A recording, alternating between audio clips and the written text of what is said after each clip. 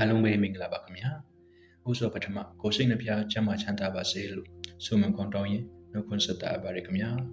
ဒီနေ့ကျွန်တော်မျှဝေပေးခြင်းတဲ့အကြောင်းအရာကစိတ်ကတဘဝကိုဖန်တီးတည်ဆိုတဲ့အကြောင်းအရာတစ်ခုပဲဖြစ်ပါတယ်ခင်ဗျာ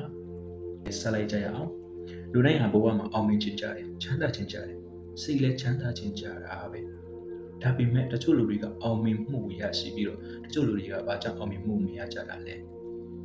ဒီမဲခွင်းရဲ့အပြုမြတ်စွာဘုရားရှင်ကလွန်ခဲ့တဲ့နှစ်ပေါင်း2500ကျော်ကလေးကဟောထားပြီးသားဖြစ်ပါတယ်ဘုရားမြတ်စွာဘုရားဘယ်လိုဟောထားလဲမနောဘုပ္ပင်ကမှာဓမ္မမနောဒိဋ္ဌမနောမာယာအတိတ်ကတော့စိတ်ဟာအရာအလုံးရဲ့အစစ်ဆောင်ဖြစ်တယ်တဲ့စိတ်ဟာအဓိကဖြစ်တယ်အရာအလုံးဟာစိတ်ကနေဖြစ်လာတယ်ဆိုပြီးတော့မြတ်စွာဘုရားရှင်ကဟောထားပါတယ်မိတ်ဆွေတို့စဉ်းစားကြည့်ပါလူနှစ်ယောက်တူညီတဲ့အချင်းတွေတစ်ခုကိုကြုံတယ်တယောက်ကအခက်အခဲတွေကိုအခွင့်ကောင်းလို့မြင်ပြီးတော့နောက်တစ်ယောက်ကပြဿနာလို့မြင်နေဆိုတော့ဒါဆိုအဆုံးမှာပဲသူကအောင်မြင်သွားမှာလေလူတိုင်းကအခက်အခဲတွေကိုအောင်မြင်မှုအခွင့်အလမ်းအဖြစ်သူတို့မြင်နေမယ်ဆိုရင်သူတို့စီမှာစိတ်တခွန်အားတွေတကြောပြီးပူပြီးလှုပ်ချင်စောတွေပြန်စီလာမယ်ပူပြီးလှုပ်ကြမှာပဲဒီတော့ကြောင့်သူတို့အောင်မြင်မှုပူပြီးများတယ်တကယ်လို့ကွာအဲ့အရာကိုကျွန်တော်တို့ကပြဿနာဖြစ်ထင်ခဲ့မယ်ပြဿနာဖြစ်ထင်မယ်ဆိုရင်ကျွန်တော်တို့ဒီအလုပ်ပူပြီးလှုပ်ချင်စိတ်မရှိလာဘူးငင်းငွေလာမယ်ပင်းကြီးလာမယ်အဲ့ဒါကြောင့်အခွင့်အရေးလို့မြင်တဲ့သူကပို့ပြီးတော့အောင်မြင်သွားတတ်ကြတယ်အဲ့ဒါဘာကြောင့်လဲအဲ့ဒါစိတ်တက်ကြောင့်ပဲကျွန်တော်တို့ရဲ့စိတ်မှာဖြစ်ပေါ်လာတဲ့အရာကျွန်တော်တို့ဘယ်လိုထင်လဲနိယာမှာတဘာဝပေးတဲ့တရားနိယာမှာအတိုင်းပဲဒါကြောင့်မြတ်စွာဘုရားရှင်ကစိတ်ကိုအရင်ပြုတ်ပြင်ဖို့သင်ပေးခဲ့တာဖြစ်ပါတယ်နောက်ထပ်အဖို့တန်တဲ့ပိုင်းတော်တစ်ပုဒ်ရှိပါသေးတယ်အပမတော်အမတံပဒံတဲ့တိပိကတော့မမဲ့မလျော့ကျူစာအထုတ်ခြင်းဟာအောင်မြင်မှုစီတွားတဲ့လမ်းဖြစ်ပါတယ်တဲ့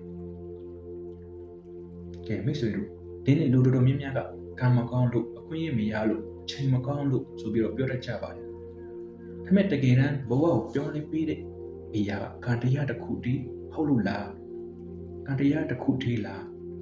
မိမိရဲ့ကျူစာမှုမိမိရဲ့ဇွေမိမိရဲ့ဝရိယဒါတွေကပို့ပြီးအရေးမကြီးဘူးလားမျိုးစစ်တစ်စစ်ကိုစိုက်ပြီးတာနဲ့အတိချက်ချင်းမသိနိုင်ဘူးအခုရည်တွင်တူအခုရည်ကြည့်တော့လို့မရဘူးဆိုတော့လူတော်များများပြောတဲ့အရာတွေရှိတယ်လို့စားထဲမှာလည်းမိတ်ဆွေတို့ဖက်ကောင်းဖက်မိမယ်လို့ထင်ပါတယ်ကောင်းလာလို့ပြီးတာနဲ့ရက်လက်ချက်ချင်းမမြင်လို့စိတ်မပြတ်သိပါဘူးရေတစင်ကြတာတော့မှကြောက်တောင်ကြီးပေါက်နိုင်တယ်လို့ဆိုသေးတာပဲပင်လေတိတ်ဆလို့ကြောက်အကြီးကြီးယူတော့မှတိတ်မွန်အဖြစ်ပြောင်းလဲနိုင်သေးတာပဲဒီလိုပဲ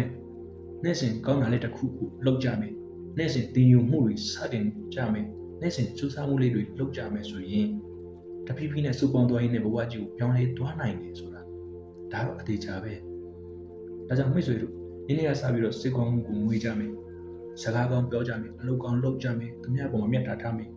စေစုတည်တတ်မယ်သူများဘာပဲပြောပြောခွာတိတ်ခံနိုင်အောင်စူးစမ်းမယ်ဒီအရာတွေကငွေနဲ့ဝေလို့မရတဲ့ဘဝရဲ့တကယ့်ရတနာလို့ဖြစ်ပါတယ်နောက်ဆုံးအနေနဲ့မြတ်စွာဘုရားရှင်ဟောထားတာတခုပြန်ပြီးတော့ပြောပြမယ်အတ္တဟိအတ္တနောနာထောအတ္တဟိအတ္တနောနာထောအတိတ်ဘီကမိမိကိုယ်တိုင်သာမိမိရဲ့ဥကိုယ်ရအစစ်ဖြစ်တယ်တဲ့အဲ့ဒီအတွက်ကြောင့်ဘဝကိုပြောင်းလဲခြင်းနဲ့ဆိုရင်တော့ကဘာကြီးကိုပြစ်မတင်နဲ့ကံကြမ္မာကိုပြစ်မတင်နဲ့မိမိစိတ်ကိုယ်သာအရင်ဆုံးပြောင်းနိုင်အောင်ကြိုးစားမိမိရဲ့အကျင့်တွေကိုပြောင်းနိုင်အောင်အရင်ကြိုးစားအဲ့ဒီခါကျမှဘဝကြီးကလည်းတဖြည်းဖြည်းပြောင်းလဲလာမှာဖြစ်ပါတယ်ဒီနေ့ကျွန်တော်တင်ပြသွားခြင်းတဲ့အကြောင်းအရာဟာဒီလောက်ပဲဖြစ်ပါတယ်ခင်ဗျာအားလုံးပဲဆုံးထိကြည်ပေးသွားတဲ့အတွက်ကျေးဇူးအထူးတင်ပါတယ်ခင်ဗျာတပ်ပေတ္တဒုက္ခိဟွန်တုအားလုံးပဲကိုစိတ်နှပြချမ်းသာချမ်းသာကြပါစေ